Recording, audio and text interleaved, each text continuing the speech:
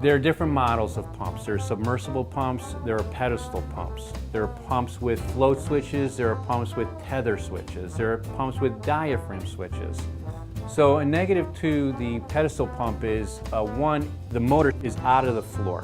And the negative to that is that it could be loud and you can't seal the pit that it's in.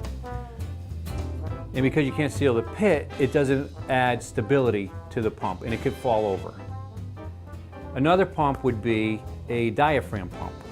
The diaphragm pump is where there's a switch at the bottom of the pump and the weight of the water will cause the diaphragm to turn on and turn off. Problem is because it's made out of like a rubber gasket. In dry periods, that rubber can deteriorate and that float may not work when you need it to. Another type of pump is a tether switch pump. It's usually a plastic housing pump.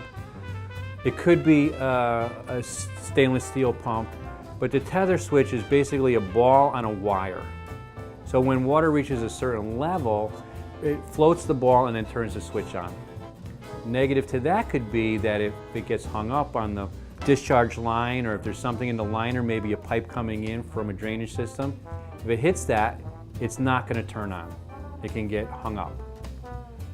Another type of pump would be the submersible pump where you have a float switch. This is the kind of pump we're going to recommend because being on a float switch, you can only go up and down in a very short distance. So very little can go wrong with this type of pump. Another benefit to the pumps we use is that it's cast iron. And cast iron, it's self-lubricated, so it never needs really any kind of maintenance. And because it's cast iron, it'll never rust or corrode.